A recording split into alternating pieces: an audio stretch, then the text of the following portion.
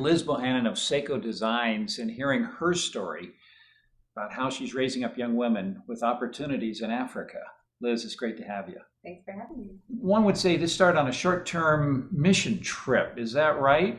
I would have called it a short-term exploratory trip. So when I graduated from university, all through university, I was really passionate about women's issues and specifically the effect of extreme poverty on women and girls. And when I graduated from university, I had kind of my come to Jesus moment where I realized that although this was the thing that I loved to talk about and read about and write about, my life actually was not impacted at all by women and girls living in poverty. I didn't have a single woman in my life who I would say I had a strong and meaningful relationship that came from a background of extreme poverty. And I felt kind of alarmed by that gap. And I realized that if this was something I was really going to give my life to and wanted to really fully understand, I really wanted there to be kind of that relational component and for it to be actually a part of my own life story and not just this kind of theoretical thing. So I was living in St. Louis, Missouri at the time and didn't know how to make that happen. So I bought a one-way plane ticket to Uganda. I'm single, had just graduated from university. I was working in corporate communications for about 2 months. Oh, this really fits. So yeah, corporate communications. Now I'm going to go to, did you actually know it was Africa or anywhere in the world? Or was I was excited about Africa because I had never been. At this point, I had not traveled internationally really at all. I had done a short stint, backpacking in Europe, but I had not had a lot of experience traveling. But Uganda seemed like an interesting place and a place that I would be pretty likely to make some friends with some women that were living in extreme poverty. So I didn't go with an organization. I didn't really go with a mission other than I just want to show up and kind of learn and be open to what this experience could look like. But you go in with a for-profit mindset, or was this a non-profit mindset? Totally a non-profit mindset. So I saw myself, now my background was in journalism, so it is a little bit different, kind of this idea of storytelling and communicating, but 100% my thought was if I end up actually working for an organization or doing something not just independently, 100%, it would be with a nonprofit or a humanitarian aid organization. That was what all of my background and experience was up until that point. It was the way that I thought if you cared about people and specifically people living in poverty and definitely women living in poverty, you go into the nonprofit humanitarian space. I mean, this is a monster leap to go from corporate communications United States now to Uganda.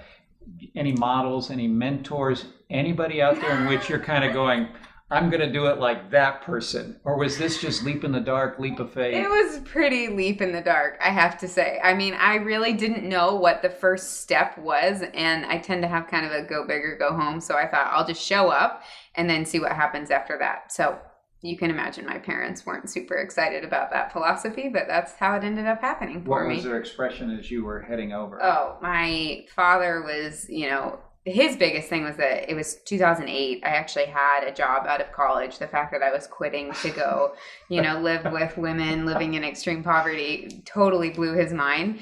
And my mom, of course, it was more about my safety. And she was told, neither of them have ever been to Africa. I had no idea. And I didn't either. But my mom literally hid my passport in a cookie jar before I left it. It was like that moment where you're packing and all of a sudden I'm like, oh my gosh, where's my passport? And my mom, who is normally very helpful, was not helping me find it. And so finally I was like, Mom? And she's like, I'm sorry, it's in the cookie jar. Oh my So yeah, it took them a while to kind of be okay with the idea. And at the time, of course, I'm like, come on, it's fine. Looking back, I was a 22-year-old who had never traveled internationally, who was moving to East Africa by herself. So I can see where they're concerned. Get there. You obviously made some relationships, but there was a transition somewhere along the line. There had to have been a transition from this nonprofit mindset, for-profit. Very distinct transition. I actually remember... it was a day. I mean, it was that clear of a moment. So I showed up in Uganda. I'm doing a bunch of volunteer work for kind of different organizations. Really, my hope is to see, okay, what's going on on the ground with women and girls? What are the issues that they're facing? And then what are the nonprofit organizations that I really think are doing a great job at solving those problems? Because those are the stories that I want to tell. I want to find the models that are working. So long story short, I ended up seeing a ton of different stuff that was going on and felt really drawn to a specific youth development organization that's based in Kampala. Their way of thinking about education and empowering youth, and really their focus on ethnic and racial and tribal reconciliation in kind of the context of leadership, was really interesting to me. So they recruit 25 young men and 25 young women a year. So really high potential. They've done academically really well, but they come from backgrounds of extreme poverty. And they go to basically a 2-year college prep program. So their whole vision is, let's equip and empower these young students to become the next generation of leaders in Uganda. And if we can recruit students from all over the country that kind of have a history of conflict and really bring them together and unify them, and then they go on to be leaders, that's this incredible pathway towards unification and development. And I loved that. I thought it was awesome. That's where I wanted to spend my time. That was the model that I really believed in. So the longer I was at this organization, and really just became great friends with these young women. You know, I was 22 at the time. They're between 18 and 20. So very much so in my similar life stage, I would go out to the school and spend nights and days just really hanging out with them, learning about their stories. And the more I was there, the more I became a part of this conversation that the organization was having, that was a problem that they were facing. So the girls' school was only about 4 years old at the time when I was there. The boys' school was about 25 years old. So it was a relatively new venture for them. And what they were realizing was the young women were graduating from the high school program, were academically really gifted, were testing into college. And in Uganda, there's a 9-month gap in between high school and university. So it's intended to allow students that actually test into college to find time to find a job so that they can pay for their tuition up front, because that's how it works. But what was happening with these young women, who all come from backgrounds of extreme poverty, many of them have lost one or both of their parents, either to AIDS or the war in northern Uganda. They were going back to their villages. They had all of this gusto and drive and excitement about what they were going to do and go to university and become these leaders in their communities. And they were going back to their villages, and then nothing. There were no job opportunities for them. Any that did exist, the boys were competing for the same job. Many of them are from very patriarchal families that don't necessarily believe women should be going on to university in the first place. Ton of social pressure to just get married and start having kids. And so I just saw, it was just crazy. It was this really interesting parallel experience of, here I had the opportunity to actually get an education and kind of continue with that steam and momentum. And here are these women who are just as bright, if not brighter and more committed and definitely more courageous. And to see all of that energy kind of dissipate was staggering to me. And I was like, that's what I want to be a part of. I want to be a part of figuring out how to bridge that gap and how to make sure that these women continue on the path that they're on today and not get lost in that 9-month gap. So of course, given my background and how I thought about the world and women and poverty and definitely Africa, I was like, we are going to start a sponsorship program. Totally made sense. I felt super comfortable. Like, I know how to tell that story. I've worked for nonprofits and donor relations and the whole 9 yards. And we're going to match up women in the US with women in Uganda based on their career interest and professional goals. This is going to be great. And I'm going to be really good at it. And it's going to be super successful. And so I started talking to my friends about it. And it was actually really my Ugandan community. I was so blessed to be in, and just had some really smart, progressive thinking Ugandan friends that became really dear friends when I was in Uganda, who kind of said, you know, this is a big problem. Obviously, like, we're talking about this too, like, we're trying to figure out what this looks like. But I don't necessarily know if handing them checks is the right answer. At the end of the day, I think we can do better than sponsorship. And then a really big question of, well, if you're just handing them money, they're still going to go back to their villages. They're still going to face all the social pressure. There, you know, there's a ton of other things. It's not just money. If you really want to help, you know what you should do? You should employ these girls and give them something to do, help them earn money, give them a skill, and keep them together and kind of keep that momentum and community and support intact. So I was like, what? Provide them with jobs? And I have so much background in this. I was like, no. I'm a journalist. You know, when my father tried to convince me to get a business minor, oh my gosh, you would have thought it was the end of the world. That was the clearest sign to me that he did not understand who I was and what I cared about, because business people are greedy and they care about money, and journalists want to save the world. And, clearly I was a really fun person to be around when I was in college.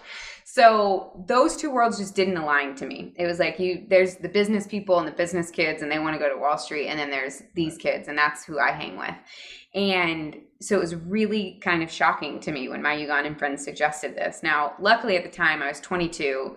I didn't know very much about the world, but the only thing I really had going for me was I was like, okay, these are Ugandans who like live in this community, who care about this community, who know so much more about it than I am. I have to do what they said. I'm not going to come in here and say like, no, I think this is the way. So I was like, okay, if you guys think that this is the best way to go about it, here goes nothing. So I just it's like, jobs, chickens, let's do chickens. It's like, I'm in Uganda. You see chickens everywhere, back of bodas and the buses. I'm like, clearly there's a market for chickens. Let's raise chickens. This is market research. Yes, that was my 24-hour market research, was just hanging out and seeing what people seem to enjoy. And chickens was the answer. So I did that for maybe a couple weeks before, I realized that I had no future with chickens, and that we couldn't really, on the scale that I was thinking about, generate the amount of revenue that we would need to actually get these girls onto the next stage. So another dear friend again, I had a lot of people along the way that were steering me, said, you don't really know anything about African chickens, but you are an American woman and you do know about American women. Why don't you make something that you could sell back home in your market, where you're more familiar? So I was like, okay. No background in anything product related at all for me, and no interest really either. It's funny. So we're very much so in the fashion space now. In college, I hated fashion. I was similarly kind of to business. It was like, if you care about business, you're greedy. If you care about fashion, you're shallow. And I had my little categories that I like to live in. But I had made these pair of like funky, strappy sandals when I was in college, literally because I wanted a pair of flip-flops that didn't flop. So I like ripped up some flip-flops, put some ribbon in them. And it was one of those things where I would literally wear them around campus. People would actually stop and ask me about them. And at the time I was like, haha, like I made these in my basement from 99-cent flip-flops. It's funny that you like them, but thank you. And totally the back of my head. And a couple years later, fast forward, I'm in Uganda. I'm just brainstorming, what could we do or make? And one of my friends from back home was like, what about those strappy, funky sandals that you used to always wear in college? And at this point, honestly, I was like, well, every idea that I've tried so far has failed. So sure, why not sandals? Let's try sandals. So I spent several weeks kind of scouring the markets, figuring out, I really wanted to make a product that we could actually make with all locally based materials, so that not only could we create jobs, but we could really contribute to the local economy while we did it. And was able to find enough of the materials, kind of cobbled together what I look back on and realize were really terrible sandals, but they worked at the time. And I basically went to the school and I said, okay, who are 3 young women that are really bright, that would do really well in university, that will face the greatest challenges when they go back home to their villages? And so the school got together and they picked Mary, Mercy, and Rebecca. And those were the 3 girls that they really identified and said, we think that they'll really excel, but they'll really struggle if they go back to their villages during this gap year. So I sat down with Mary, Mercy, and Rebecca, and I was like, all right, ladies, taught them how to make the sandals. I had like a little word manual that I had printed out at the little local printer of like instructions on how to make sandals and size charts and, water bottles of glue and sheets of rubber and leather that we were literally cutting out with scissors, and kind of said, here's how you make these. If you promise that you'll make these for the next 9 months, I promise that you'll go to university the next fall. Okay. This was a pretty big promise for a 22 at the time. A big promise. It was a big promise for sure. And that was really why I decided on 3 women. Because in my mind, I'm thinking, okay, I'm going to try this. I'm going to give it all I got. But if it totally fails, 3 was the number that I was like, I think I could cobble up enough. If I went home and it totally failed, I could cobble up enough people that would probably feel really bad for me, that they would say, okay, we'll help you raise the money to put these 3 girls into university. And so that's where we started, really small. It was me and the 3 of, these 3 18-year-old girls. And that is how Sseko was born. So I made that promise and then got on a plane with about 3 suitcases full of sandals and came back to the US and started selling them out of the back of my car. How did you find the market here? I mean, I would think there's a lot of sandal makers. There's a lot of footwear Totally. purveyors. I mean, it is a huge market. There's so much competition. So Literally, it was completely grassroots, bootstrappy. I mean, I had a Tupperware a big thing at Tupperware thing that my husband actually used to take to summer camp with him, that I filled up with the sandals. I kept them in the back of my car. If I was, working on my business plan at a coffee shop and someone commented on my sandals, which inevitably they would, it was like launch in, tell them the story. Actually, I have a pair in the back of my car. What size are you? Well, let's get out the Tupperware. People started avoiding me, I'm sure. Then I started hosting like these home parties. So I would tell people about what we were doing and say, hey, if you love the sandals, invite 10 of your friends over and I'll come over and I'll tell the story and I'll show you how the sandals work and your friends can buy them. So we did this kind of really grassroots home party model. Then we started selling online. I put up a website. I mean, really janky, literally. It was like a 2-page website, and it had all the pictures of the sandals, the different styles, and you could put it in the cart.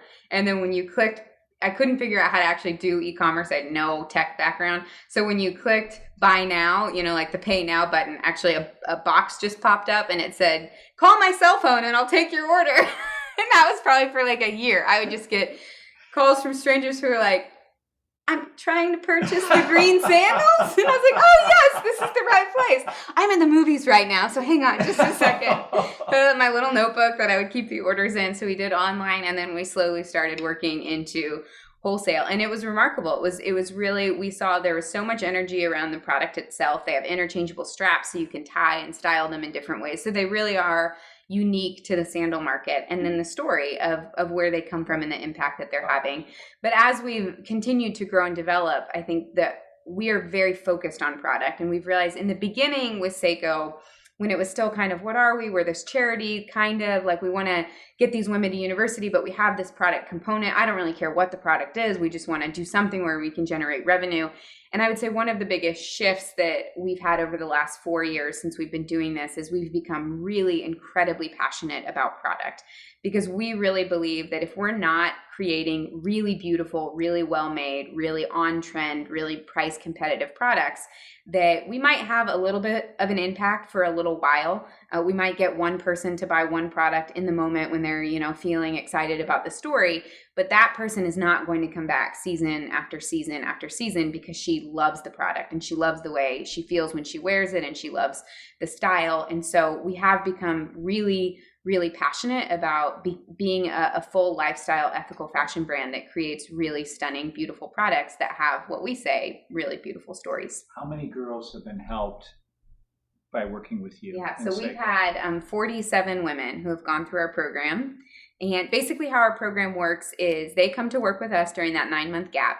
And we've structured a program that basically requires them to put 50% of their salary every month. So payday comes, they only get 50% of it in cash. The rest goes into a bank account that they're actually not allowed to access until they go on to university. And the reason that we do that is to really protect them from a lot of the social pressure that happens when they're earning money. And then at the end of that 9 months, whatever is in that savings account, so at least 50%, because that's what's required. Most of our women are saving between 70 and 80% each month. Seiko will match whatever's in that account with a 100% scholarship towards university. And then they go on to college. And I'm most proud to say that 100% of the women who have been through our program have gone on to university and have either graduated or are still in school pursuing their degrees. Now, if someone hearing this story said, I'd like to try out those sandals or take a look at them, what would they do? Where would they go? www.SeikoDesigns.com. Are they going to call you? Are you going to get a call luckily, from them? Or did we fix that? Luckily, we've progressed beyond that. We've built a beautiful website that does not have my cell phone number on it at all. So no, we do about 40% of our sales still online through our website channel, SeikoDesigns.com. And I've seen it, and it is a gorgeous website. Thank you. Yeah, I appreciate that. I will be ordering some Christmas gifts. I appreciate that. It was a labor of love. So yeah, well, wonderful. Well, it's been great having you in and hearing the story. The story behind the story is a powerful story. Well, thank you. I appreciate your time.